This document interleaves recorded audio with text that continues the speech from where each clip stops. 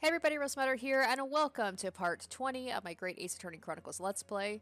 For those of you who have finished the game, you're going to see this title screen and realize that I've already completed the first episode, or the first game, because this trial was so dang good that I couldn't stop playing it, so I ended up playing it through right till the end. And I said in the last episode I was going to see if I'd be able to finish it by the next episode. No. No, unless you wanted a 4-hour finale episode, I'm dividing this up into two parts. So next week's episode will be the final one. But needless to say, spoiler alert, loved it. This trial is amazing, and that's why I just kept playing it. But we discovered in the last episode that Egbert Benedict's real name is Ashley Graydon, and he's a tough cookie. He's a smart guy, and he was giving us the runaround, and to the point where we ended up having to get Gina on the stand and basically have her commit perjury and tell the court that she lied with the McGilded case and give the real facts about what happened that night. And it also seems like Ashley and Gregson are kind of colluding with each other. They're talking to each other. So something's going up there. I obviously know what it is because I finished it. But yeah, I really, really love this trial. And I hope you guys are going to enjoy my last little bit of this trial. It gets good. I have some good reactions. So without further ado, let's go ahead and let's continue on with the final trial.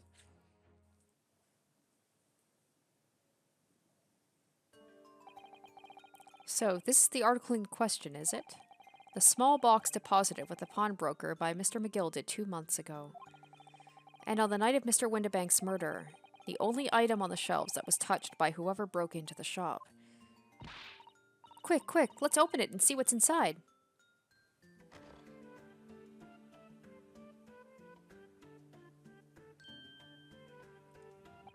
Good gracious, this is no ordinary box, it seems. Wow, although, in truth, I had an inkling that might be the case. It would appear that the box houses a miniature music box movement. Oh, is this... Oh, I wonder if this is the only box that can play that specific disc, and that's why he needed it, because... Need the disc, need the box. Then, is it too much to expect? I think it would be reasonable to assume that it is a device for the playback of this disc, my lord. So, here we have the means to play back Mr. McGilded's disc deposited at Windibank's at much the same time. Not strictly correct, my lord. It was not McGilded's disc. It was the disc of his victim in the omnibus. But why, for heaven's sake? Are we to understand that the brickmaker was trying to sell this music box disc to Mr. McGilded?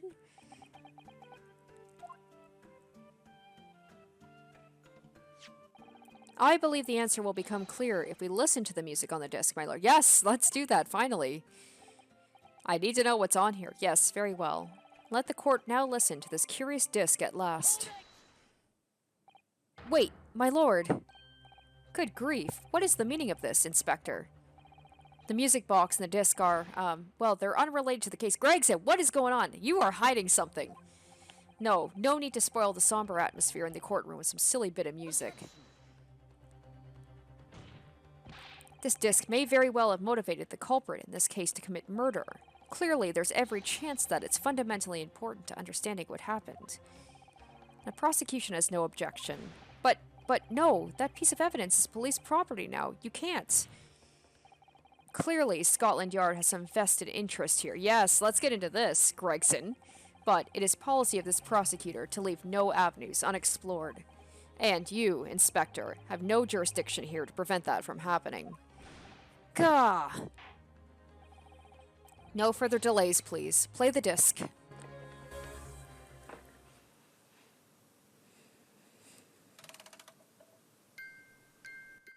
Oh, okay. It is music.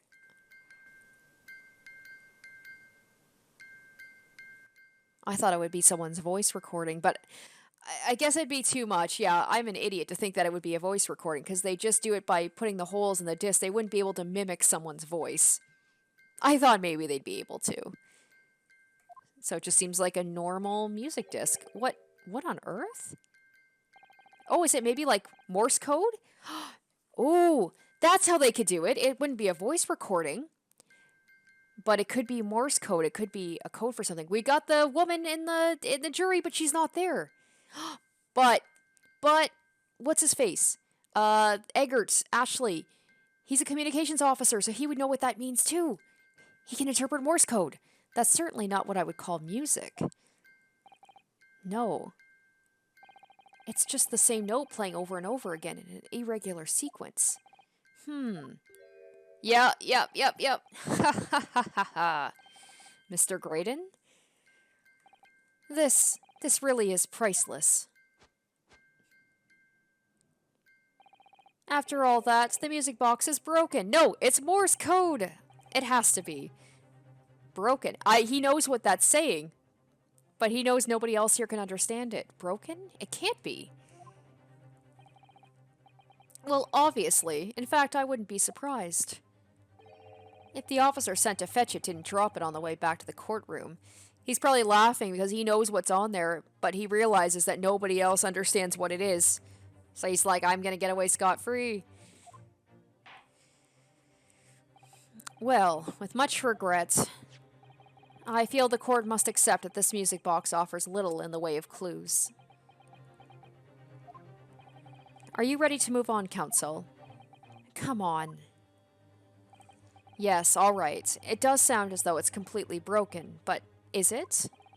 Could this music emanating from the music box possibly be a new clue? Yes.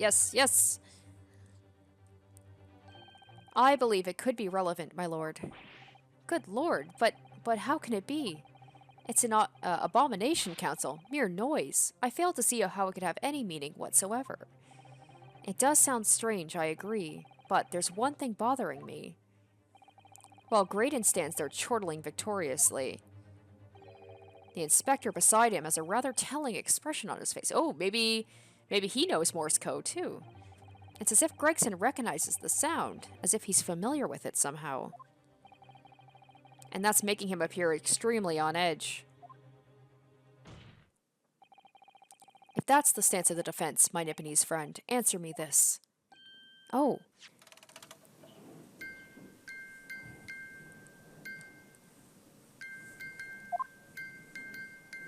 Just what relevance do you propose this woeful chiming has on this case? It's the defense's belief that the sound emanating from this music box is not supposed to be music. Yes. Just because this is a music box, it doesn't necessarily mean the sounds we're hearing are music. Ah, he knows. I'm on to him. Look at that. That smile vanished from Graydon's lips as soon as I said it. I'm on the right lines here. I must be. Making deductions based on how people react to what you say. You're acting just like Hurley, Runo. I must be reunited with Hurley soon. I miss him so much. The sounds we're hearing aren't necessarily music. Well, now that you've told us what they are not. I'm sure the court would like to hear what they are. Do enlighten us, my Nipponese friend. Well, surely you have an idea in mind, because if not, it will be the death of your ill-formed argument. Exactly. Oh, if only we had the woman from the jury here, she could tell us if I'm right. The music box is clearly broken. Refusing to accept that fact is pure foolishness. They've got me. I don't know what the answer is, yet. Runo. I've just examined the music box very thoroughly. And I'm fairly certain that it's not broken at all. Really? Really, the way it's been made, it can only produce a single note anyway. Thank you, Iris. Oh, so specifically it's not a music box player, it's probably like a Morse code thing player. Like if it's specifically only done to make one sound. Alright, well if the music box isn't broken, it must mean the sound it's producing has some significance that isn't musical. Is he getting, like, the flashback to the woman pressing the thing? Oh. Ah. Could it be? Is that what these sounds are? Something's just struck me, Runo. I feel like recently, in the past few hours even, I've heard another sound very much like the one this music box makes. Exactly. Yes. Yes, it is a familiar sound. Actually, Iris, I was just thinking exactly the same thing. I'm going to have to press the defense for an answer. If your assertion is that the sound produced by this music box is not, in fact, music at all, then what the devil is it, Counsel?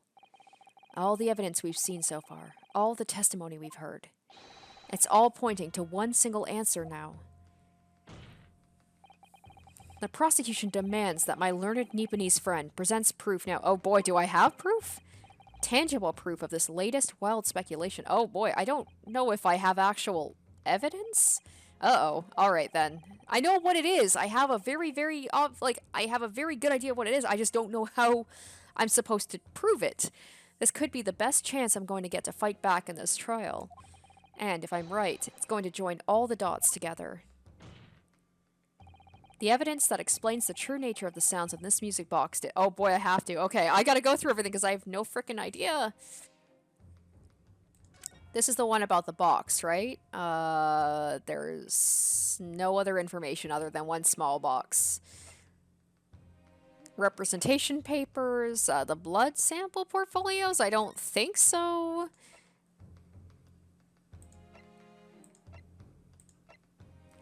No, nothing there. This is the one for the jacket, so I don't think that's anything. Oh, McGilded case notes? I haven't even looked at these. I have not even looked at these since I've started. Victim found deceased on the last scheduled omnibus the day after a stab wound to the abdomen.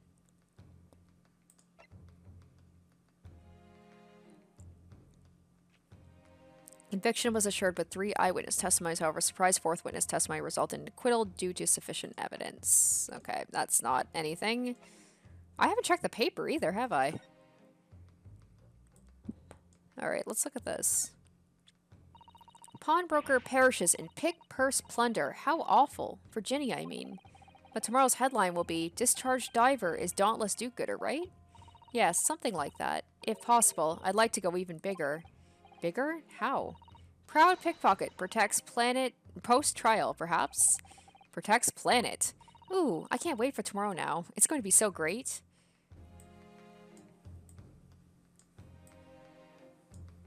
Oh, something back here? There's a sensational story lower down the front page as well, look. Ministry Mole. Classified secrets may have been leaked overseas from Ministry of Justice. I knew Strongheart had something to do with something bad. Ministry Mole. Interesting. For a 10-year-old. Iris certainly has her finger on the pulse of world news. It's about secret communications between Great Britain and its allies. Apparently, they're being intercepted by hostile nations. Communications are being intercepted? But how would somebody be doing that? That's the question, isn't it? I've come up with 3 different possible methods so far. Are you looking for a new career, Bruno? No, of course not. I wonder, perhaps this is what Lord Strongheart was talking about yesterday. Yes, it could be, and it could explain why he has Gregsy running from pillar to post at the moment.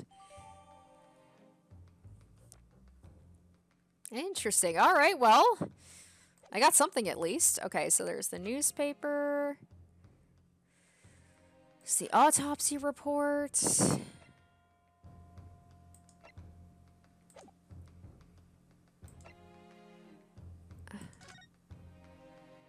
I'm really not sure what the heck I have here. The true nature of the sounds of the music box.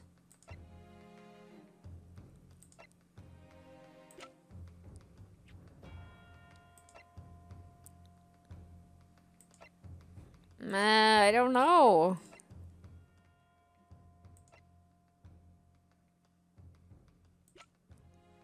Well, it could be. They said that information was being leaked, and the whole thing about Strongheart and and Gregson, yeah, he was being like really weird about that. Okay, that's what I think it is. So there's being information leaked to foreign agencies, and I bet that disk is Morse code for that information. That's why Gregson is so hell-bent on keeping that from being like brought to the public. Oh, okay. This is literally all I've got right now. Like, I can't find anything else, so let's hope I'm right, because I'm stumped otherwise. Please be right? Oh, thank God. It's like, I don't know what else I could do. Today's paper council. The headline is, Pawnbroker perishes in pick-purse plunder. Hardly supportive of your cause. No, my lord. I was hoping you'd look a little further down the page. Further down. Ministry mole. Classified secrets may have been leaked overseas from Ministry of Justice. Yes, this is a very serious matter being investigated at the highest level. And that's why... Oh, shit. Here I was thinking that it was, what's his face? I thought that it was... like McGilded. I'm like, oh, maybe McGilded is still alive, or somebody like in McGilded's family is trying to get that back because it has proof of something about McGilded. But I think it's more that it's got like government secrets on it, and that's why Ashley and Gregson, they were talking. They're in cahoots with each other because maybe they're in on it, all in on it together. They may have been hired by Scotland Yard or Strongheart. Wanted to get that box back because that disc has government secrets on it. Oh, shit. Oh, shit. It's an inside job. I should have known. It goes all the way to the top. I have heard international transmissions along supposedly secure lines are somehow being intercepted and leaked to various other countries. And presumably, those transmissions are in the form of wire telegrams. Of course. Juror number 5, your input, please. Wait, she was here the whole time? I thought they kicked everybody out. Stop? Oh, me, sir? Here I was thinking, I'm like, oh, she's going to understand. If she was here, she would know exactly what that's saying. Whatever is the matter, but I'm on the right track, I think. You told the court before you worked at the same communication station as Mr. Graydon, did you not? Yes, that's correct. And the particular station where you work deals with government communications and newspaper reports. Or... Okay.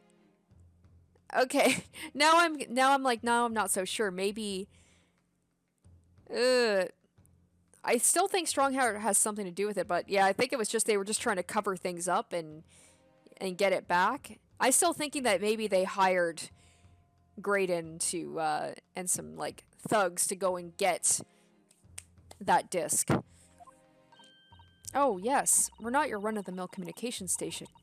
Our work is extremely important. Then tell me, is this not a very familiar sound?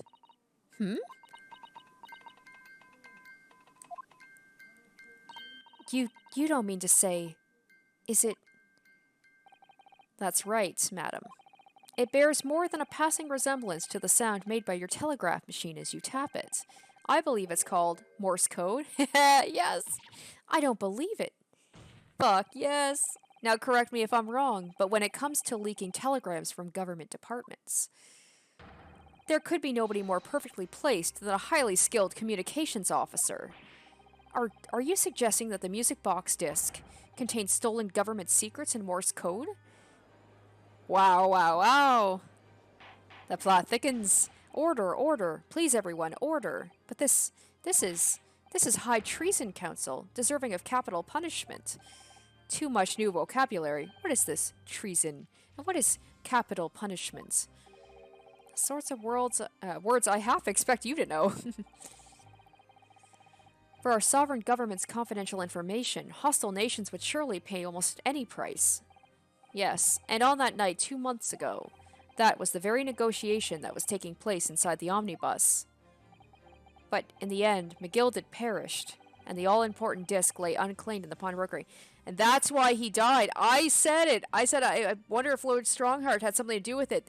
They wanted to kill him to cover up, tie up the loose end so he doesn't, if he knew about selling the government secrets, they wanted McGilded dead because he knew. My word. In which case, whoever stole that information in the first place must surely have been beside himself with worry. Because if the disc were to be discovered before it found its way out of the country, it would reveal an act of high treason punishable by death. So yeah, I'm guessing Strongheart may have been working with... Here I am, I keep blaming Strongheart. Maybe he has nothing to do with it, but maybe Ashley is the only one. But the fact that the police are trying to cover this stuff up, I don't know. So the culprit had no choice but to retrieve it, and in order to do that, he would have to gain entry to the pawnbrokery illegally in the middle of the night. Because the article left behind by Mr. McGilded would incriminate him too much if it got in the wrong hands. Isn't that right, Mr. Graydon? Ho ho ho. You think I've been stealing government secrets? Preposterous. Absolutely preposterous. So, in response to the defense's accusation, you claim complete innocence, do you? Well, of course I do. I've had to stand here in silence while that pretentious foreign lawyer has been prattling away. Objection! Then, by all means, counter the charges, sir. I love it. This is like with Edgeworth and Phoenix, where it's like they end up kind of working together even though they're on opposite sides. It's like we're just, we're cornering this guy. The prosecution demands the witness testifies in response to the accusations brought by the defense. Delighted, I'm sure. The witness is reminded that the crime under scrutiny in this trial is the murder of the pawnbroker, Mr. Windibank. That being a most flagitious offense for which the law of the land sanctions a capital punishment. But the heinous act of high treason is no less serious a crime. I urge you to bear that in mind as you testify, Mr. Graydon.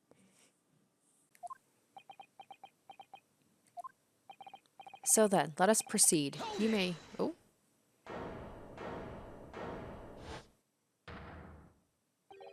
You gotta let us have a rabbit and pork here, governor. We got things to say. Oh. I beg your pardon? Who do you think you are? Name's Nash Skulkin. Occupation is professional baddie. Name's Ringo Skulkin, but we ain't baddies enough to sell out our motherland. Motherland? That's right. We're what they call the Three Skulkin brother. Wait a minute. Hold on. It's not... Oh, I wonder. The Three Skulkin brothers. It's not Gregson. Oh, shit. What if... Is he the third brother? Is that why they were working together? What? Not Gregson. No. Bad timing, fellas. Very bad timing. Wait, what? Maybe Gregson is the third. When they said the Three Skulkin brothers, I was like, wait. Maybe.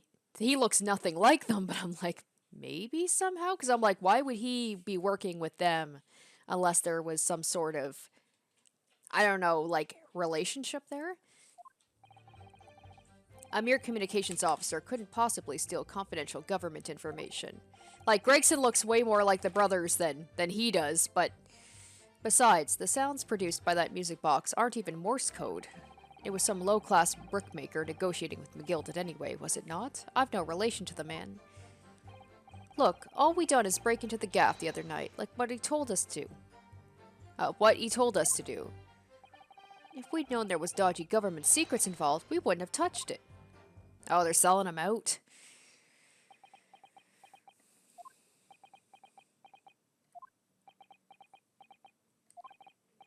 Mr. and Mr. Skulkin. I guess that would also make sense if they were related, that why he would be concerned about him being hurt with the bullet wound and everything. That would be insane if they were actually related. One Mr. will do, governor. What's up? Do I take it that you now admit to the crime? That on the night in question, you did indeed gain entry to the premises legally. And, moreover, you did so as a party of 3 in collaboration with Mr. Graydon here.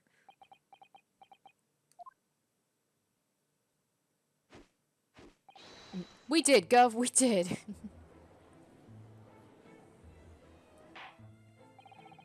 Quiet down, please. What do you say to that, Mr. Grayson? I have no idea what these 2 ruffians are referring to. You little rotter, getting us mixed up in all this monkey business. You never said nothing about no government secrets. It was supposed to be a straight-up job. And what about the geezer whose shop it was, eh? Poor old bloke didn't have to die, did he? Ah. Nice to know who your friends are. Whatever these men say, I deny the accusations. Indeed. Well, I certainly wasn't expecting this little music box to become so significant in the proceedings. However, as it has, I will admit it into the court record as evidence.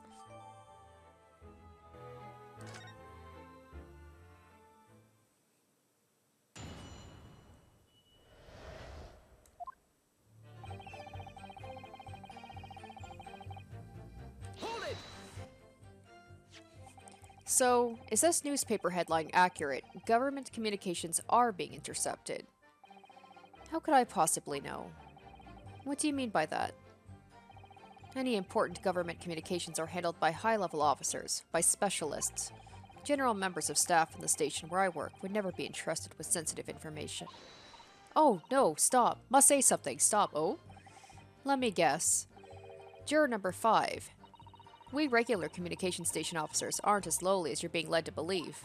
A team of us are responsible for setting up and testing the telegraphs used by the ministry.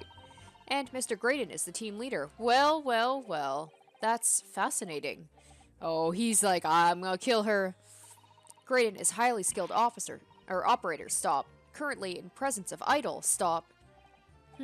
So you had access to the equipment used for these confidential communications, Mr. Graydon. Well, what of it? The transmissions are always made behind closed doors, so they can't be heard. And in any case, all messages are sent, enciphered. Enciphered? Am I saying that right? Normal employees couldn't possibly understand them. Oh, no, stop. Must say something, stop.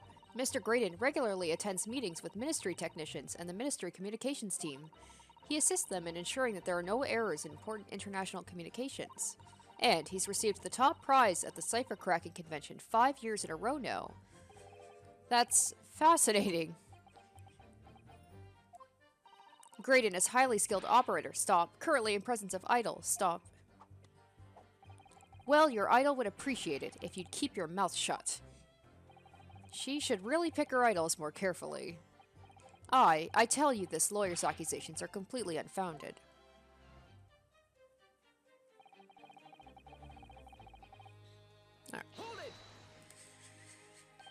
They're not? To anyone with a brain, that would be blatantly apparent on listening to that music box for even a few seconds. Of course, of course.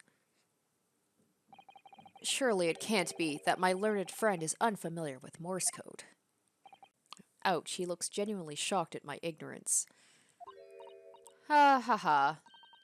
I would be more than happy to demonstrate the basics for you, sir.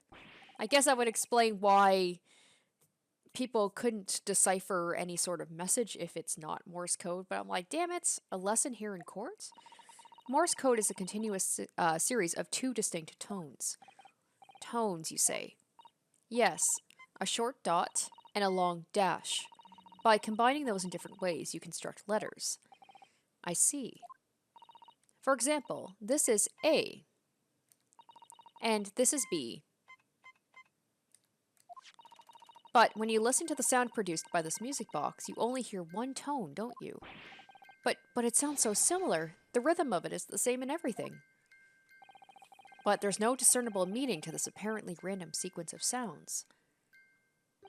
So, your assertion is fundamentally flawed. This is not Morse code. No! Damn it, I hate that he's so smug. Really, you shouldn't be so surprised. What did I tell you? That music box is nothing but a worthless piece of scrap. Perhaps you might consider studying your subject matter before casting aspersions in the future. Ugh, stop. Nothing to say, but stop. Oh, it's so frustrating, isn't it? Iris? I mean, if the government secrets were somehow being leaked using the music box, so many other things would slot into place so nicely. Could there still be something I haven't considered? Would it really be impossible to use this music box somehow to play back Morse code? Let's give it a try. There's still every possibility that this music box was instrumental in the leaking of government secrets. That's the belief of the defense, at least. Objection. Does it please you in some way, my Nipponese friend, to repeat the same line of argument ad infinitum? Bleh. It's already been established that to be Morse code, 2 tones are required, dots and dashes. Yes, I'm well aware of that. Then, what? Well, it would appear the defense has a hypothesis to put forward. You had better present your idea at once, counsel. How do you propose this music box, which appears to produce only a single tone, could be used to decipher secret messages into Morse code? Alright. So like... Okay, let's See how the Fermagilda disc says in the music box the man deposited at Windibanks? Oh, is it like there's an option to put maybe like 2 on top of each other or something, and then that way it would play both tones? It couldn't be a more perfect fit. So there's no question, this disc was designed to be played in the music box.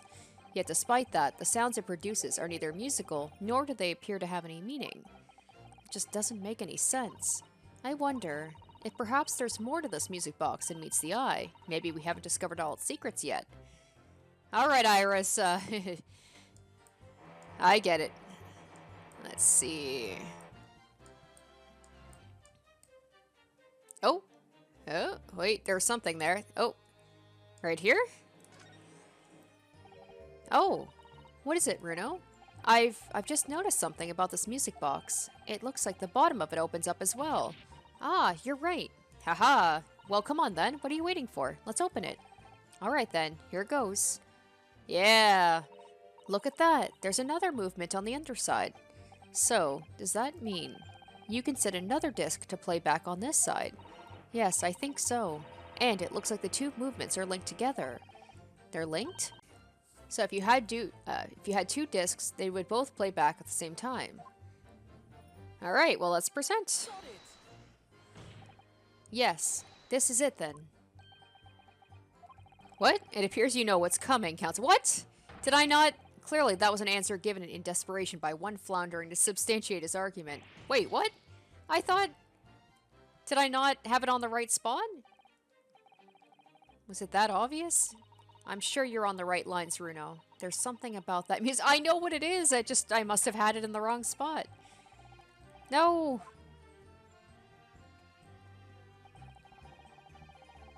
Damn it. Okay. Oh, so annoying. I gotta do it all over again just because I messed up the placement. All of a sudden, we seem to be up to our necks in a serious matter of national security. Although, all this talk about interception of secret government messages is still just conjecture at this stage. It would explain a number of things, though, wouldn't it? The negotiation Ginny overheard on the omnibus 2 months ago, and the break-in at Windibanks. But the trouble is, it wasn't Mr. Graydon in the omnibus with Mr. McGilded. No, that was Mr. Mason, the brickmaker who was so horribly murdered. If only there was some link between the 2 men somehow. Oh, I know, but Mr. Graydon's testimony seems to be as watertight as ever. I wonder if the key to us making headway with the cross-examination here could be those 2 brothers.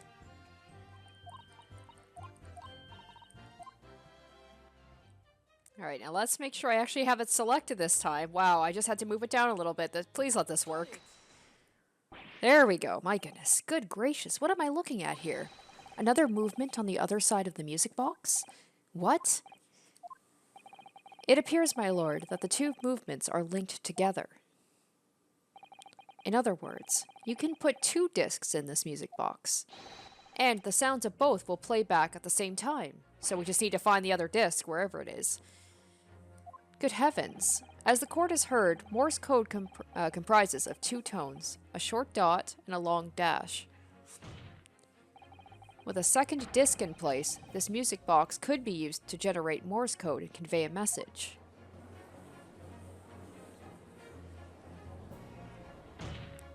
Wasn't there from the beginning, like when he was at the pawnbroker, I feel like either he or Gina, didn't they mention something about another one? Like, shouldn't there be another disc? This is beyond a joke. I'm sorry? This poor excuse for a lawyer has absolutely no evidence to support his claims.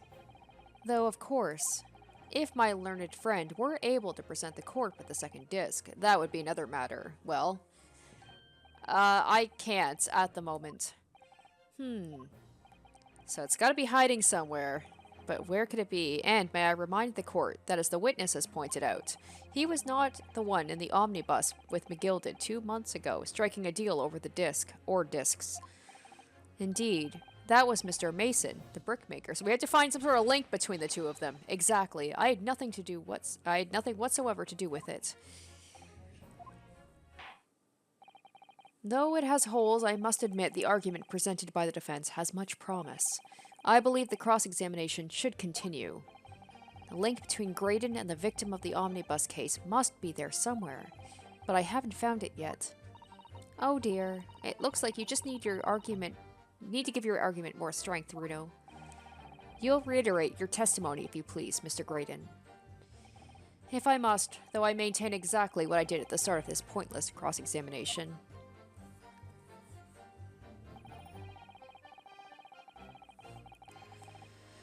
I have no relation to the man, okay.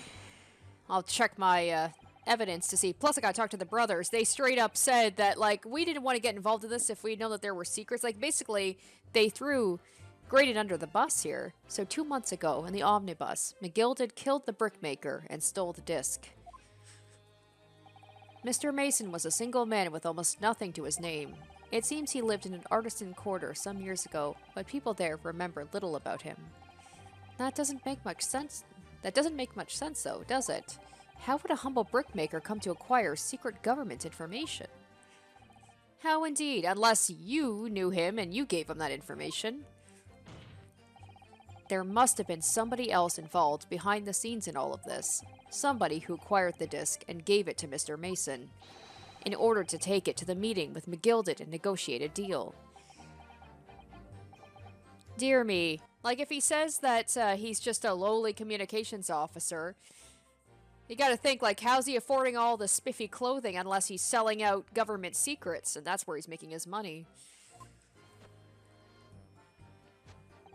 You may have it in for me, sir, but I assure you, I have far more class than that. An old brickmaker from an artisan quarter and this well-to-do communications officer. If only I could find some evidence to link the two of them together. If you have nothing more to add on to that note, let us return to the witness testimony. Alright, I want to talk to these guys. Because they, man, they just let information flow out of their mouths like water. Like Mr. Graydon told you to do, you mean? That's it, yeah. Who else, eh? Silly me, thought he was just popping over for a natter after all them years, but the Rotter had a dodgy job for us. Okay, so he did know them, so maybe he is their brother. Because obviously they had a relationship after all those years.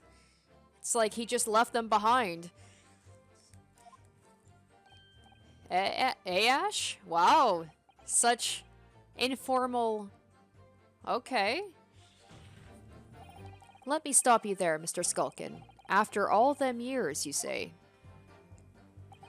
Do you mean to tell me that Mr. Graydon is an acquaintance of yours?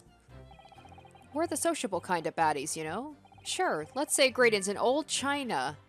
Oh, okay. Excuse me. Let's get the truth between their relationship here. Is something wrong, Mr. Skulkin? Eh? No, the other Mr. Skulkin. They do have first names, Ryunosuke. What? Who, me? When your brother was testifying just now, he said something that seemed to cause you to react. Oh, I was just remembering the old days, that's all. We used to have a right old laugh together way back when. Together? With Mr. Graydon, you mean? Yeah, with Ash. I mean, you look at him now and his fancy whistle and flute, and you wouldn't Adam and Eve. But when he was younger, he was from the poor part of town, just like us. Oh. Is that so? But he's not saying that they're related. It seems like they might have just grown up together, but he was always a leery one. He had the brains. He had the savvy. Always coming up with smart ideas like what would never have gone through our heads. Gor blimey, ain't that the truth? Remember Milverton and Skulkin's milk run? That was a corker, eh? Oh, wait. Save it until after the trial. Your reminiscing has no place in this courtroom. Wait a minute. They said Skulkin and another name. Did he give us another fake name? So first it was Egbert Benedict, and then it was Ashley Graydon. But now there's like, hold on, this name here, and neither does your fruit. Oi, the geezer asked us a question, didn't he? And we was answering. Yeah, we ain't done nothing wrong. As Gina would say, thinking's not a crime. Nevertheless, the court is not prepared to accompany you on your trip down memory lane. Counsel, can we turn our attention back to the testimony, please? Hold on. No. I don't know. Could that sentimental story be relevant somehow? Absolutely. I need to get into this. My lord. Yes, counsel? The brother's last sentimental statement could hold vital information relating to this case. Very well, Counsel. I will permit the brothers to supplement their testimony with that detail. Briefly, I hasten to add. Say no more. A skulkin's never skulkin'. Yeah, Milverton and Skulkin's Milk Run. Yeah, what? I'm sure I'm going to regret asking, but what exactly was that? Some kind of business? Just a little scheme we had going back when we was youngsters. A bit of fun, really. Delivering fresh milk to the locals. That's what it was all about. That sounds alarmingly legitimate. There must be a catch. It wasn't cow's milk. It's like cat milk or something. I suppose since we're here, I should ask them to elaborate, but on what? I want to know more about... Okay, let me say first, I want to know about the model, but I know the business name is the important thing. So, how did your little business work exactly? Well, every morning down our way, the milkman would come with his cart to deliver milk, see? If you stuck your empties outside your front door, he would leave you them full again, right? So, we swooped in on the action, got people to sign up with us. We promised to deliver milk for half the price of the other geezers doing it. People couldn't wait to sign on the dotted line. We were raking it in, we were. So, did you live on a dairy farm or something? Gordon, Bennett, are you off your rocker? We had nothing. We were too poor to have a farm. Right. Nah, what we had going on was simple once you had the idea. We just switch them over, see? Our customers' empties with the full ones from anyone who wasn't on our books. A doodle. Or a dawdle, right? I think you mean to say a diddle? And that's a crime. It was just an harmless bit of fun, that's all. Milking the general public in such a fashion is most certainly not harmless, as you put it. Well, it was him who came up with the idea. Ash is the evil genius. You mean Mr. Graydon? Or whatever that other name was, Millerton or something? Yeah, Ash always had it in his head. Ash always had it in his head in a book when we was growing up. Said he was going to get himself an edumacation and get out of the slum we lived in. Core, we all ragged him on. Oh my gosh, I can't with these people. I can't do the lingo. Core, we all ragged him about that, didn't we? Told him he was soft in the head to even think it. But look at him now. He's only gone and become a blinking communication officer, ain't he? A communications officer, Mr. Skulkin. Sholmes and a Wilson's milk run.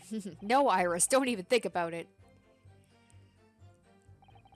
All of a sudden, we seem to be up to our necks in a series... Okay. Alright, so let's go ahead and let's do the actual thing that I should have brought up. Alright, the business name. So, this business was just a bit of fun, you say? And it was just yourselves and Mr. Graydon involved. Yeah, that's it. Milverton and Skulkin's Milk Run, was it? Yeah, that's it. And where did the Milverton part come from? Oh, right. I thought a clever clogs like you would have worked that one out. Yeah, here he goes. He's like, enough of this. How much longer are we expected to listen to this drivel? Let me guess, you don't accept anything these two witnesses are saying. Tell me, why is it that it was only at the mention of the name Milverton that you decided to interject? Because well... It weren't the happiest of homes that one came from. Yeah, his old man was struggling for money so much, his wife walked out on him. She took the name Graydon then, see? But Ash will always be Milverton to us. And I just love the irony that he was once poor growing up and then he just looks down on everybody, including Gina, when he was doing the exact same thing when he was young. Thinks he's better than everybody now. Milverton. So that used to be your surname, did it? Of course not. This is all bunkum. I've been a Graydon since I was born. Do you really think you can rely on the testimony of these two thieves, You're a communications officer attached to the civil service. As such, your personal details will have been thoroughly checked at the time of your appointment. Ooh. We could just go in and check. It would be a very simple matter indeed to subpoena those records, Mr. Graydon. I love it. I love Zeke's helping me out. Well, it would appear Mr. and Mr. Skulkin's testimony has been reliable, for once. You were born Ashley Milverton, then. Is that correct? Very well, yes. So Ashley Graydon was once Ashley Milverton. That information could change things, and could turn out to be extremely important.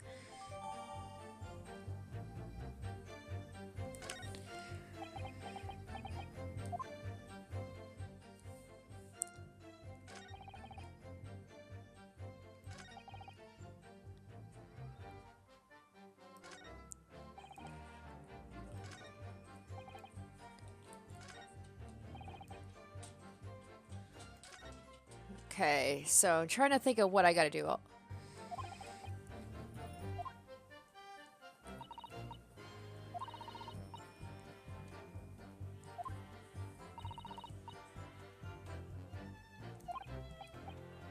Okay, so yeah, I have to find a link. Yeah, that's it.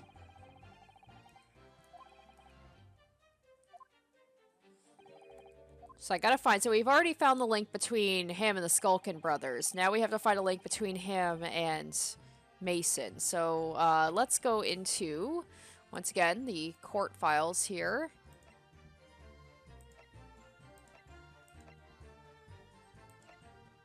Oh yeah, I guess we should probably check out the case notes, because if we're going back to the omnibus situation, so let's take a look. Oh my god! I've looked these over and I totally didn't even notice that. Mason Milverton.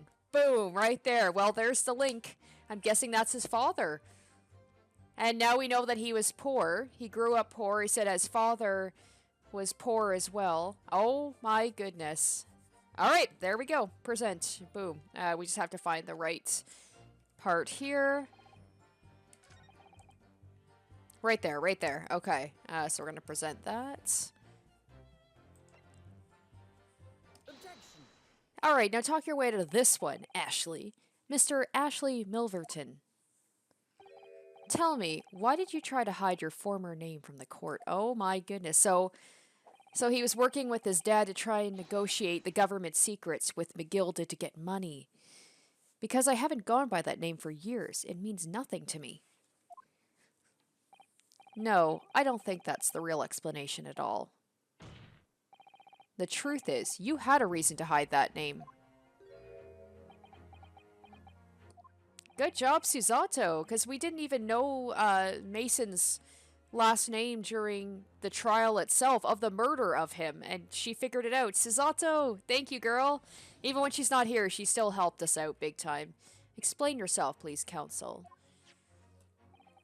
I have here the notes from the omnibus case, my lord. Without SUSATO, we wouldn't have been able to make that connection. And, as we all know, the victim, the man who we now understand to have been negotiating with McGilded. Yes, Mr. Mason, the brickmaker. That's right, only Mason wasn't his surname at all. It was his given name. His full name was Mason Milverton. Milverton? Do you mean to say, saints alive? Mr. Ashley Milverton, is it not the case that the brickmaker, Mr. Mason Milverton, was your father? I don't... As I believe I mentioned earlier, your family history will have been thoroughly checked when you joined the civil service, and it really would take no time at all for the court to subpoena those records. Gah. The truth is, you've been illegally acquiring highly confidential government information and selling it on to McGilded in collaboration with your father. Yes, yes. I love this. Oh, I feel satisfying to take an actual, like an actual bad guy down, because the previous ones haven't been the case. Who have we had so far? The one other, person who was just really snarky and conceited and thought they were better than us and that they were going to get away with things because of their status was Giselle, and we didn't really get a very, what's the word I'm thinking of? Satisfying conclusion for that. And then the other ones have just been really sad situations, like the ballet dancer and the wife of what's his face, the guy on the stand, Garadeb.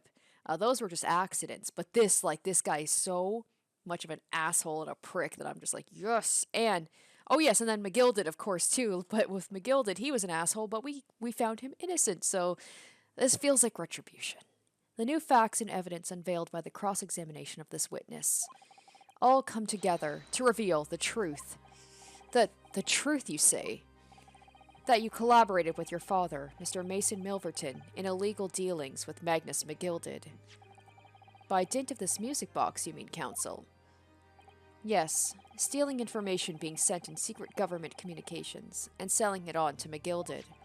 Mr. Graydon concocted this elaborate scheme of using 2 music box discs to encode the information, as presumably a safety measure against the information falling into the wrong hands. Here's my thing. If this box was already on the shelf, wouldn't it make more sense for him to just go in and buy it, and it would look a lot less suspicious than breaking in and potentially being, you know, found out by the police? And a very effective one.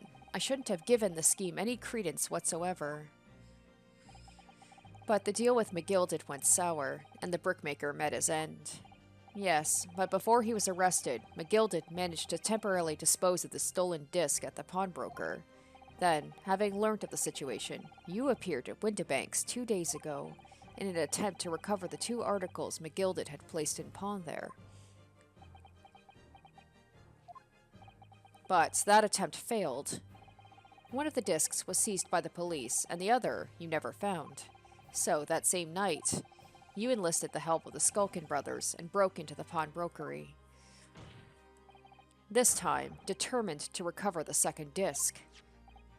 Are you suggesting that the second disc was inside the music box? Eh? We never knew nothing about that. Oh yes, because that's right, he moved the box. He had no intention. He didn't care about the box. He wanted the disc. Okay, that's why he didn't just bother. But he still could have purchased the box, and it would have been a lot easier to do that than to break into a pawnbrokery. On the night that Mr. Windibank was killed,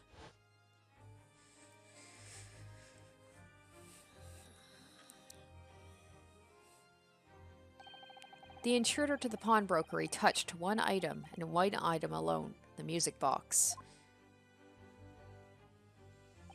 As rather ingeniously demonstrated using the 2 prints from the security camera, indeed. So, the question that naturally begs answering is this: why was only that one article disturbed? The answer is obvious, because it contained the second disc, which the intruder was desperate to retrieve. Since, if it were to fall into the hands of the police, it would be proof of high treason. Oh, did Graydon know that they were going after McGilded's stuff, so eventually they would, even if he had purchased the box, they might subpoena him to give up the box, but maybe. Well, Mr. Graydon, except the cops didn't even know that that box was deposited, apparently. Do you deny that all this actually began on that fateful night 2 months ago? Where's the breakdown? Let's get that breakdown. I refuse to accept any of this nonsense. Of course he's not going to go down just yet. We haven't had a lot of breakdowns. We had Gisele's breakdown. The other one's not really. We have been denied some good villains in this game. It's been a lot more shades of gray, which I appreciate, because especially when it comes to crime, it's not all cut and dry. It's not all black and white with a clear villain. But I really want to take this guy down.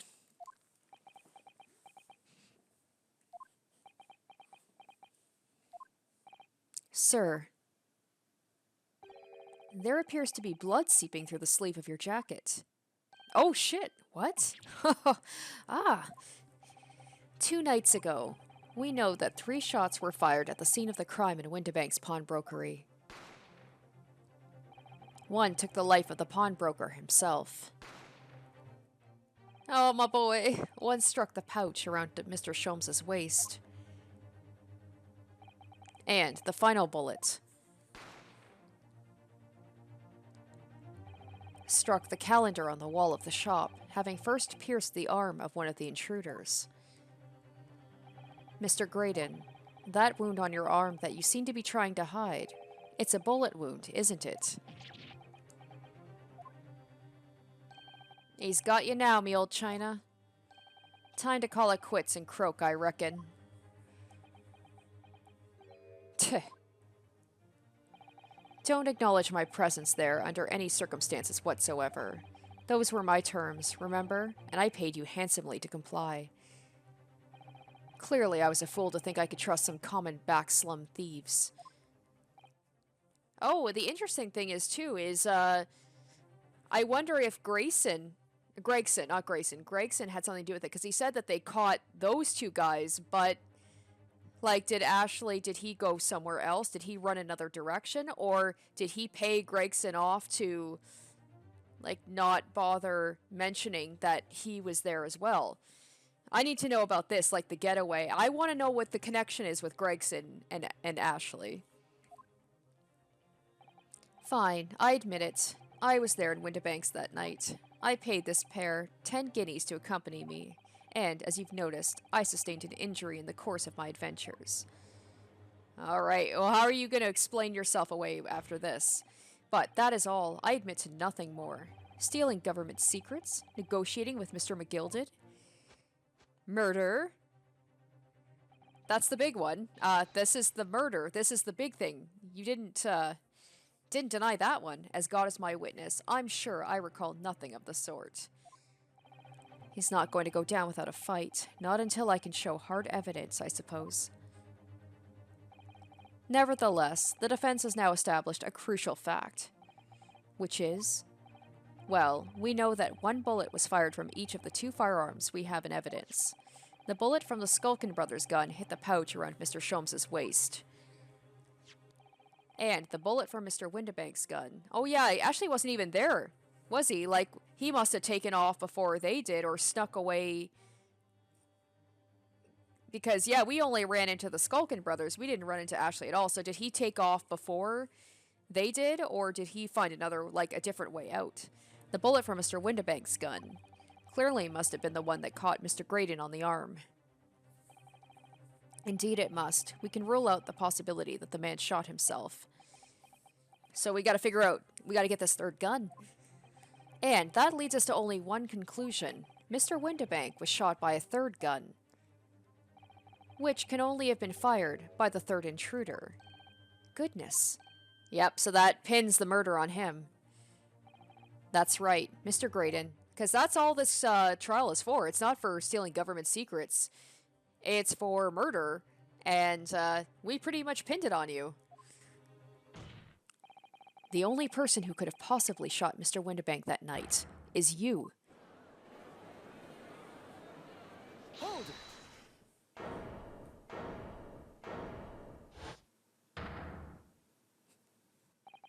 Ha ha ha ha.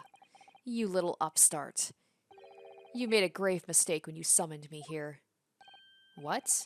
What's that supposed to mean? Yes, as you rightly say, I was there at the pawnbroker's. I did my best to hide the fact, naturally. I had no intention of ruining the distinguished career I'd built for myself at the communication station. But did the thought never cross your mind? Did you never consider the possibility? What do you mean? What thought? What possibility? Is he saying that Gina was, like, working with him as well? The possibility that if I was there at the scene, I may have witnessed the crucial moment. Oh, you son of a bitch. You see. This makes me a key witness in this case, and I have my hands firmly around the neck of your client. What? Are you suggesting? I saw it all. I saw the very moment that pickpocket girl pointed the gun at that poor defenseless pawnbroker and shot him. You... what?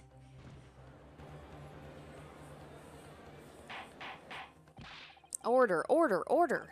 Well, it would seem we are finally entering the last act of this theatrical trial. Thank you, Judge, for letting me know that we're almost done. Mr. Graydon. Yes? I trust you're fully aware of the implications here. If it's shown that your claim is false, why Why wouldn't he lie at this point? He's got nothing else. And if he's found guilty of stealing government secrets, he's going to be executed. So, of course he's going to just, you know, throw anything at the wall and see if it sticks. You will have incriminated yourself as the killer. Oh, I understand fully. Then I must ask you to give your formal testimony once more. You will explain to the court precisely what you saw at the moment the defendant allegedly shot the victim. Nothing would give me greater pleasure.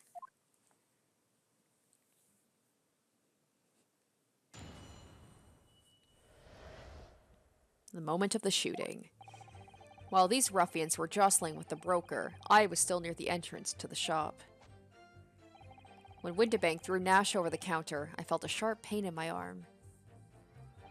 I pursued the man, but he shut himself in the storeroom. I could see him through the peephole in the door, though.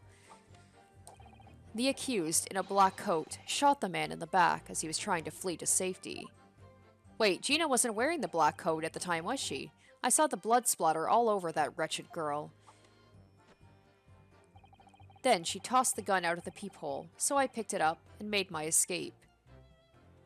Wait, what? Okay, there's so much wrong about this. Good gracious, this is quite extraordinary testimony. Hold on, right off the bat. I was like, was she wearing the coat in the picture? Oh wait, we don't have the picture of her, do we? Shoot. Wait. Oh, she was wearing the coat. Shit. Okay, I was mistaken. I thought she wasn't wearing the coat at the time. Okay, never mind. Never mind. But the whole thing, she threw the gun through the peephole. Is that even possible? That was pretty terrible. And you look so smug. You claim, sir, under oath, to have clearly seen the defendant pulling the trigger. Order, order, order! It wasn't my intention to testify in this way. But neither is it my intention to be found guilty of a murder I didn't commit. So, you see, my hand has been forced. I tell the truth now, as an act of self-preservation. The truth. Until now, the prosecution was completely unaware of these details. Yes, well, sorry about that. Gregson? Oh, I want to put you on the stand. I want you to talk. Having shot me in the arm, the pawnbroker was then shot in the back by the accused. And, as I said, she was showered in his blood. Oh, if only there was a picture. There definitely was not blood on her after the fact, but I don't have a picture of her to prove that. We only have a picture of Windibank. Could there not be any, like, the police, when they picked her up, could they not verify that she was not covered in blood? That is a sticking point. You say the blood splattered all over the accused's coat. Are you sure on that point? Oh, yes, quite sure. Oh, no. Oh, wait. Because there was that thing, right? They showed the blood splatter on Gina's coat, but, well, McGilded's coat. But that was when McGilded killed Mason, not when Gina... But he knows that. He probably knows that the blood is all on the coat, but he's going to say, oh, but that was when Gina shot Windibank, not when, McGilded killed my father. Oh, you bugger. All over the black overcoat that pickpocket girl was wearing at the time. He knows that... he was there, obviously. He knows that there was blood on the coat. Really? If her coat could somehow be shown to harbor vestiges of blood, that would be conclusive evidence. Oh, it's gonna look like he's right, and the worst part is we can't even use the blood analysis to disprove that it's not Windibank's blood, because they're not gonna accept it. Shit. Ah, that's frustrating. Such an investigation is entirely possible, my lord. I just don't understand how Gina was wearing that coat all this time and didn't notice all the blood on it. Only very recently, a German scientist had developed a technique to identify human blood. So, here's to true science, not some amateurish detective's dubious foray into the world of chemistry. Oh, this is so annoying. There's nothing dubious about Hurley's work. His ideas are all sound. Ideas are no use to us here. In science, as in law, theories must be proven before they stand. In Germany, the technique has already been employed in the courtroom as the basis of evidence. Scotland Yard has a small quantity of the chemical reagent used, with your lordship's permission. Oh yeah, that's right. That's why Gina wouldn't know about the blood, is because it's like, it was cleaned, I'm guessing, or like it's not seen to the naked eye. We could shatter all vestiges of doubt within minutes. But yeah, but that's frustrating that Ashley knew about that. Ugh. This doesn't look good, Runo. Why not? Well, we know, don't we, that there's blood all over the front of Ginny's coat. If they test it with their chemicals... Oh, help, you're right. I was forgetting what happened yesterday. Oh, I miss Susato. Don't move, Ginny. I'm going to shoot.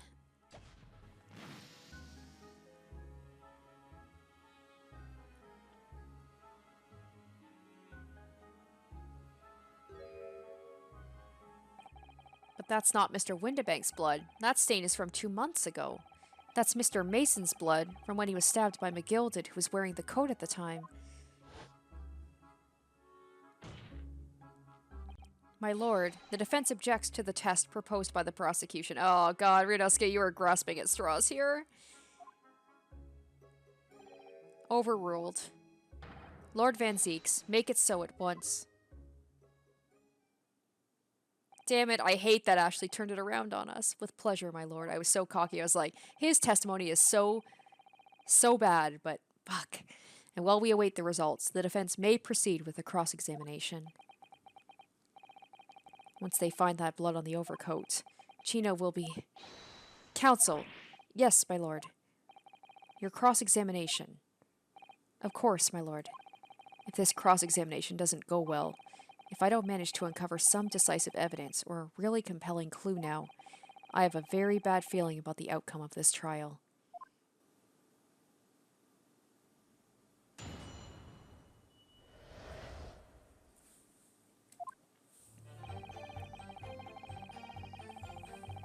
Hold it!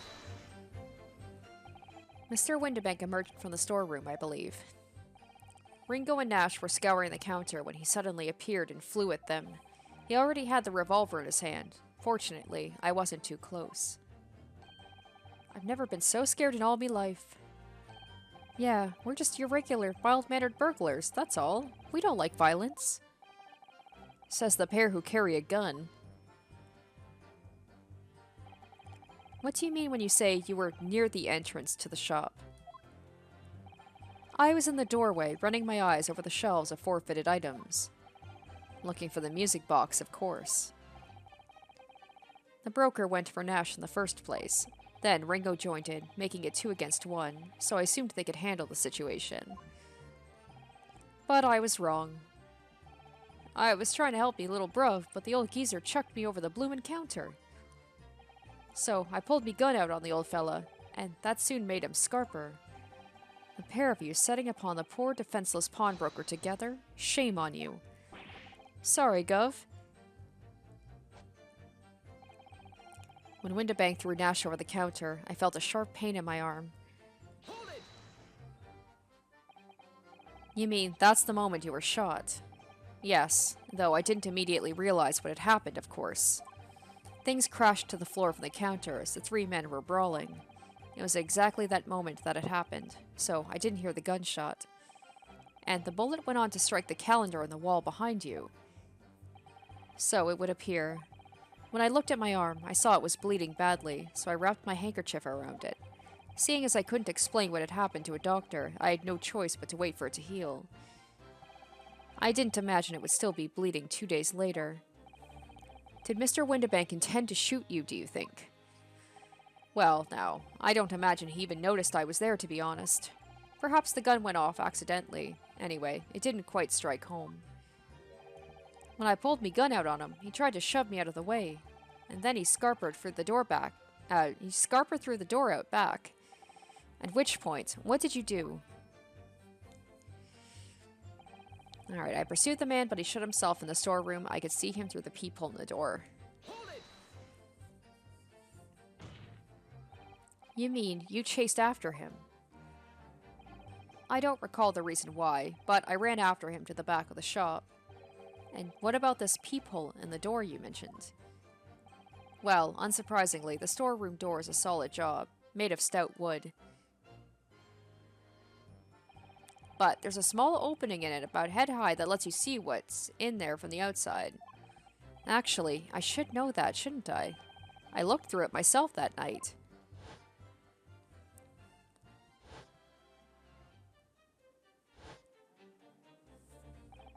And what about you burgling brothers? Did you see what went on through this peephole as well? Not likely, Gov. Didn't see nothing of the sort, Gov. I doubt these two buffoons were even aware of the peephole's existence. So the Skulkin brothers were there, but they didn't see the killing of Mr. Windibank take place. Inside the storeroom, I could see the broker and that young girl standing there. The defendant? Yes, though neither of them noticed I was looking. The girl raised her gun and pointed it straight at the man. And then, what did you see next? The accused in a black coat shot the man in the back as he was trying to flee to safety. Yes, when the crime was discovered, the defendant was found with a gun in her hand. But that was Mr. Windibank's gun, from which only a single bullet had been fired. And, as we've already established, Mr. Graydon, that bullet was fired at you. Ah, but no, it wasn't the broker's gun that the pickpocket girl had when I saw her. Yes, the bullet from Windibank's gun grazed my arm, and yes, the Skulkin's gun grounded the detective. But this was another gun entirely. A third gun. Wow, really?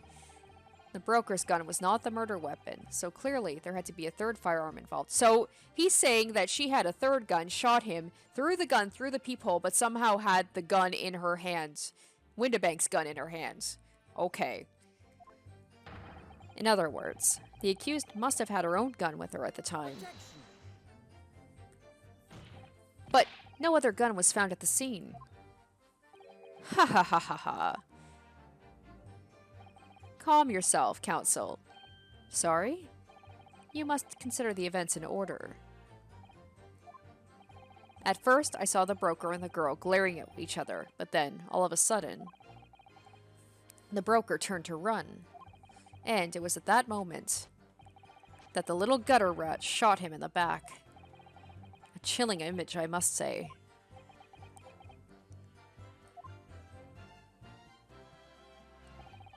Alright, I saw the blood spatter all over the wretched girl.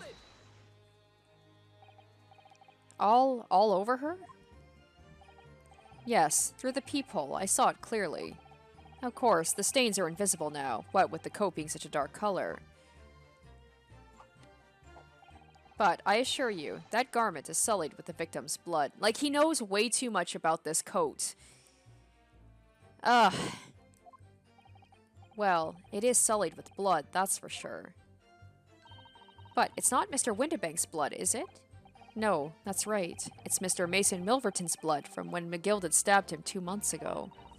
It's so annoying. They'd only accept Hurley's chemical analysis. We could prove that. But they won't, so unfortunately, we can't use it as evidence to support our claim.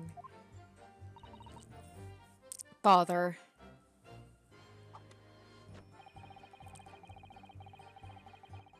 That's the thing. Toss the gun out the peephole. Granted, it does look like it's not just a peephole. Like it looked like it was a, almost like a flap or something that could be open. Because I'm like, the idea of tossing, like that little peephole, tossing a gun out there, that's impossible. I need to clear this up. This thing here. Did I hear you correctly? She threw the gun out of the room? That's right. After the broker fell to the floor, she started walking over. Over where exactly? In the direction of the storeroom door, to where I was watching. Of course, I quickly retreated, and then the girl dropped the gun through the peephole onto the floor on my side of the door. Because when I think of a peephole, I literally think of like a little circular peephole in a door. But why on earth would she do such a thing? I couldn't tell you. Perhaps she was hoping to distance herself from the murder weapon. Without thinking, I went and picked it up. I suppose I was worried about just leaving it there, in case any more tragedies took place. Oh, okay, because you're such a good guy. And Zeke's is like, yeah, don't buy that. So it was you, in fact, who took the third gun from the scene of the crime? Yes, it was yours truly.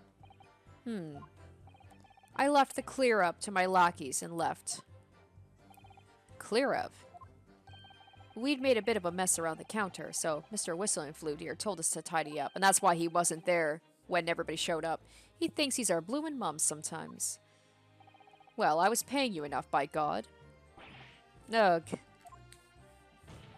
Tell me, Mr. Graydon, when you left the pawnbrokery that night, was it by any chance with the second disc in your jacket pocket? You're like a bull at a gate, aren't you? Oh, here we go. What is this? Excuse me.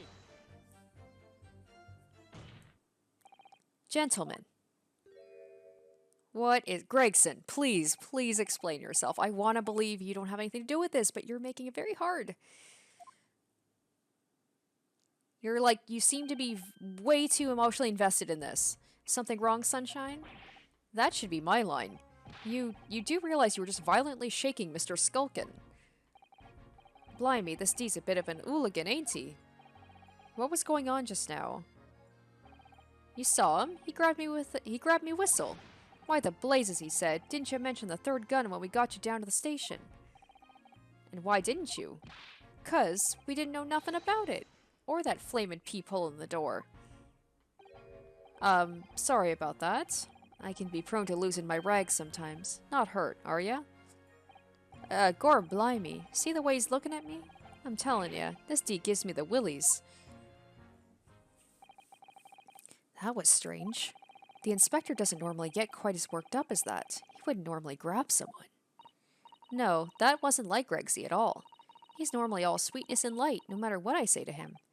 Yes, well, I think you might be a special case, Iris. Well, anyway, that was definitely out of character.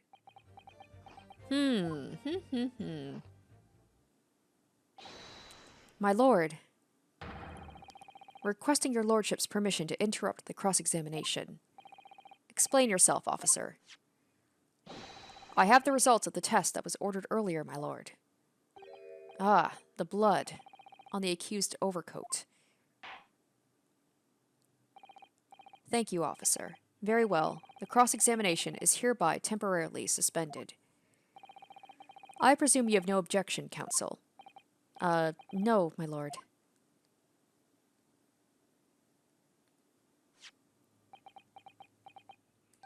Well, there you have it. The report, please, Inspector. Yes, sir. Traces of human blood were found on the overcoat of the defendant, Miss Gina Lestrade. From the extent of the stains, it would appear they were the result of spattering following a gunshot wound. Oh, a gunshot wound! Or a knife, right? Like, a knife wound could also cause that. End of report. Goodness me. The fact that they said, as a, it feels like, what's the word? Like they're leaning into the gunshot wound, like the gunshots spatter, when it's like the spatter could be from any force that could make blood come out. Oh, that's not good.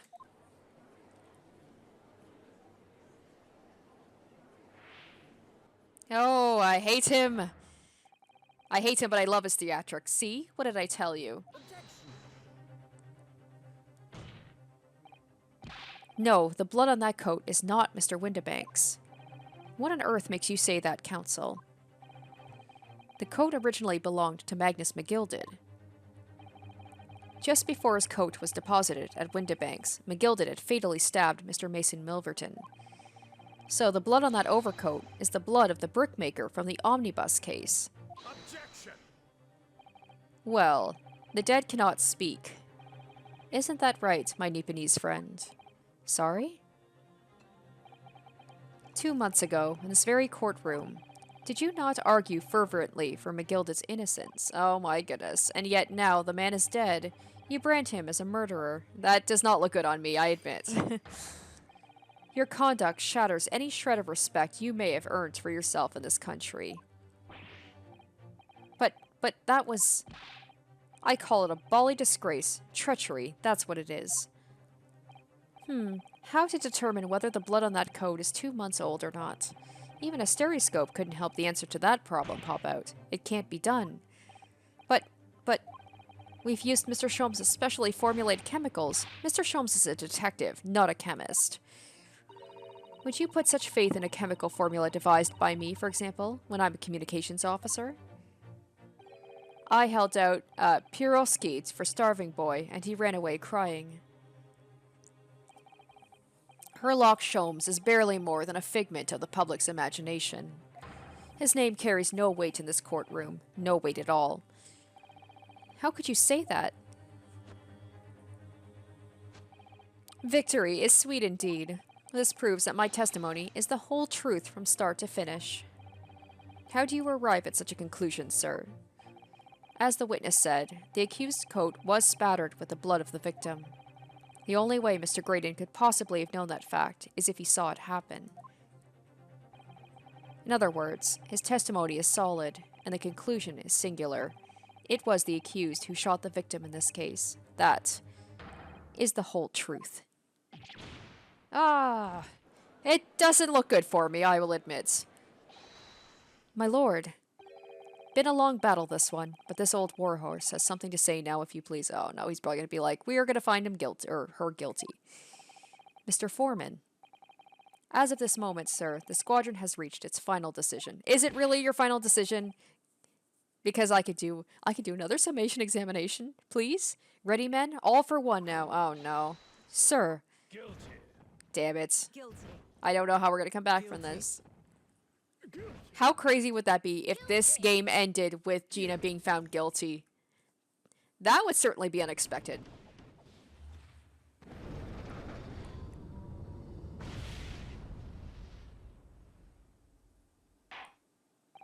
Well, it would appear the ladies and gentlemen of the jury have reached a unanimous verdict. Damn it. The defense has consistently failed to unpick this witness's testimony. I think I did a pretty good job, actually. I got a lot of information out of Ashley. We learned a lot. Here's to any attempt you may make at unpicking the jurors' decisions being equally successful. Oh, I am going to be doing a summation examination. Is that what he's implying? I don't believe it, after I've come so far. How is it all unraveling on me so fast?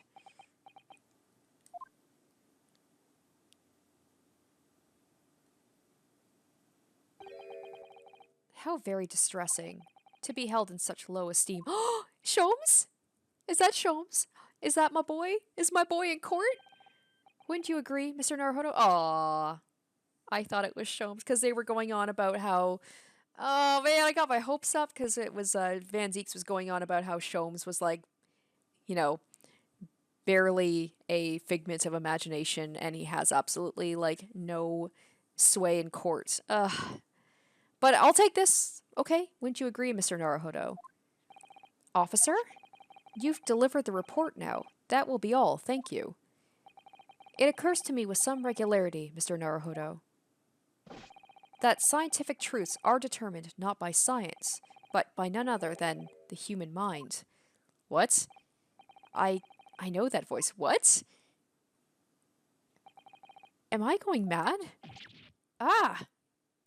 It is Sholmes! It is Sholmes! Oh my god, my boy! Mr. Sholmes! Yay! Oh my goodness. You even make a mustache look good. Oh my goodness. What? What is the meaning of this? I never would have expected this. I am here for it. Alright, Ashley, you've got someone even more theatric next to you, but the difference is I like him. Order, order, order.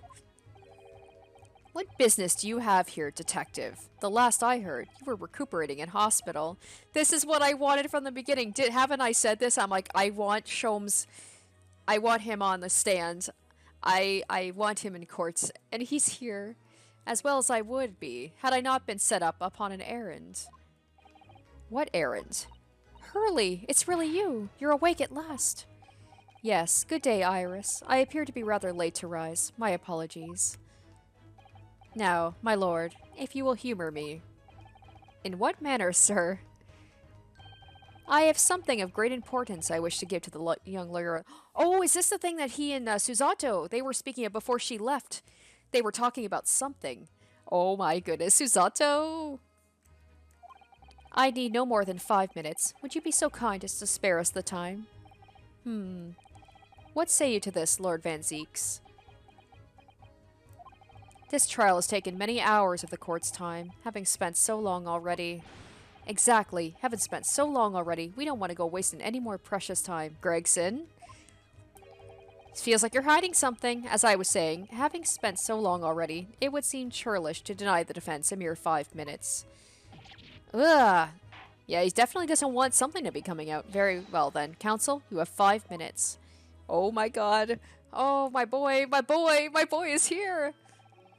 My dear fellow, I apologize for my tardy arrival. Mr. Sholmes, are you alright now? Ha ha ha. Alright. I'm all wrong.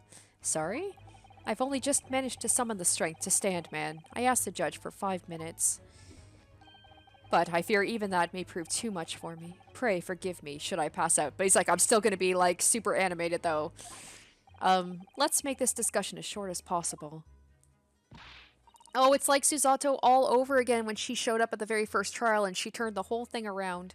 Hurley, this place is full of idiots. None of them can see how wonderful your chemical blood analysis is. Ah well, that concoction of mine was really just a bit of sport to assist me in my investigations. I never took the trouble to refine it for appraisal by the scientific community. An oversight on my part. Right. Modesty? Surely not. But enough of that. I'm here to give you this, my dear fellow. It is from Susato! What's that? A lavender furoshiki wrapping? A leaving present from Miss Susato. From Miss Susato? If possible, matters were to be settled without me giving you this. Those were her instructions when she asked me to do her this favor. I don't understand.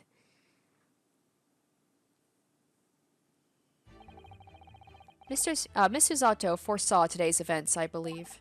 She knew the culprit would attempt to escape justice by means both devious and underhand. And that you, Mr. Naruhodo, fighting fairly as you are wont to do, would find yourself in considerable peril. At that very moment of crisis, you were to be given this small parcel. Those were the dear lady's instructions. I just imagine he's just waiting in the wings, just being like, alright, I gotta find the perfect moment to do this, the most theatrical time, the best time to make my entrance. A leaving present from Susato-san. Whatever could it be? Oh, what is this? Oh, it's the machine I made. Ah.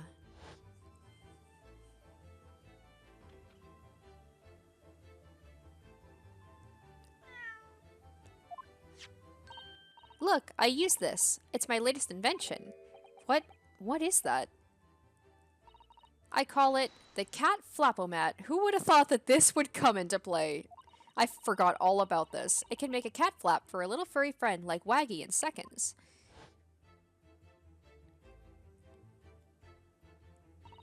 What's Susie up to? Miss Susato muttered the following words before she left. I'm a failure. I don't deserve to be a judicial assistant. What? Didn't she say something like that? You really are the best judicial assistant in the world. Well, that's extremely flattering. But I'm sorry to say that I've been a complete failure.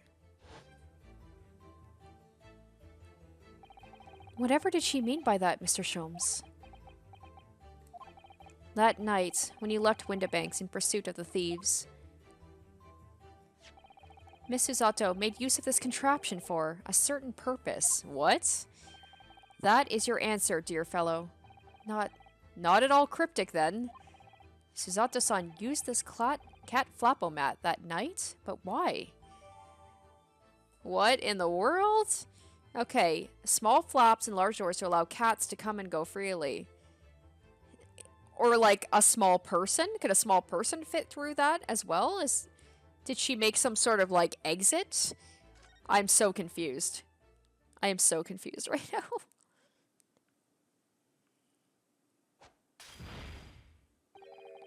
Your 5 minutes is over. We're out of time already?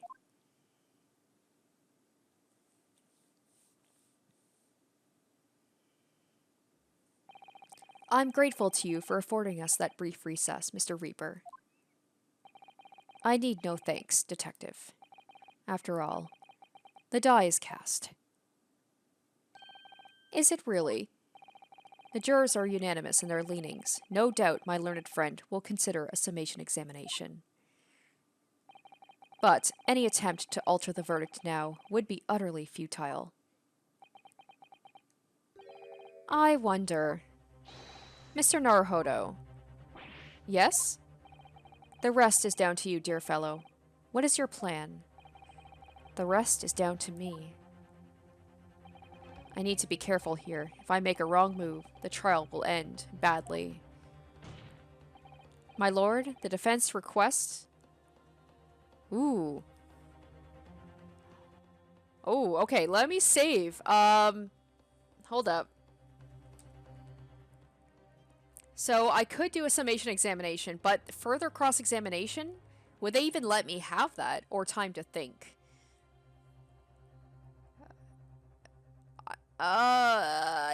Okay, I'm gonna ask for cross-examination. This might be me reaching too much and asking for something that's not going to be granted. But let's see. Further cross-examination, because they did literally said the summation examination is going to be futile, but Zeeks has said that before about it, and it's always worked out in my favor, but we'll see. Objection. I'm probably going to get shot down. The jurors have spoken. Protocol dictates you may not cross-examine a new witness now. The defense is not asking for the cross-examination of a new witness. Rather, to continue with one of an existing witness. Oh, that's right, because they suspended the cross-examination, so... What? It would appear that a rather important detail has escaped your attention, Mr. Reaper. Yes, they only suspended it. They didn't end it. Requesting your lordship's permission to interrupt the cross-examination. Oh my gosh! And it was... Was it Sholmes himself? Was that him? He was the one who did it. He set this all up. Sholmes, you beautiful bastard. I love you. I love you. Thank you, officer. Very well. The cross-examination is hereby temporarily suspended. Oh my goodness. Yes! I love it. So nobody can say anything then. If Ryuno asks to resume his cross-examination of Mr. Graydon, the court is obliged to allow it. Ha ha ha! This is absurd.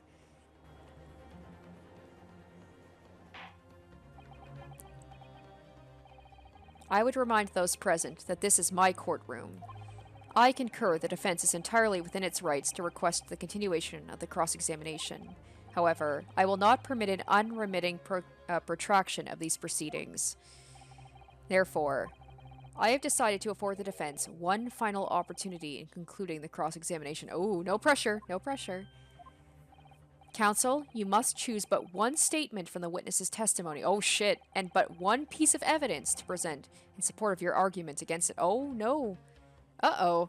Okay, well obviously the thing I have to present is that cat flapometer, otherwise, or flapomatic or whatever it's called. Otherwise, why would it have even been brought to court? But it's the thing I have to present, the testimony. A single chance to present evidence? If following that, the situation remains unchanged, I shall move to adjudication. Is that clear, counsels? You will not press the witness any further. My lord. Yes, my lord.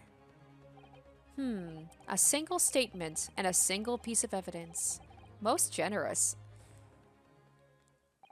Well then, Mr. Naruhodo, it's high time I fell in a dead faint. I leave this in your capable hands. Alright, night-night, Sholmes. Thank you. Even his falling is dramatic. God, I love him. Mr. Sholmes!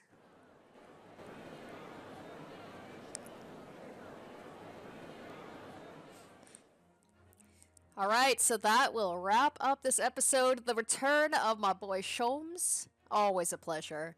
And next week will be the finale of the Great Ace Attorney Chronicles. And it is a doozy. And I love this game so much. And it's sad that I'm finished it, but I hope that you guys will enjoy the finale of it next week. I have some reactions to it. So, like I said, stay tuned next week for the finale of the Great Ace Attorney Chronicles. I hope you enjoyed this episode, and I hope to catch you in the next one. Until then, bye. Special shoutouts to my top tier patrons: Nana, Sparky, Dumbass Loser, Tequila Mockingbird, Puncake G, Derek Nickel, Harry Gazif, Asborn Kennedy, and Icognito.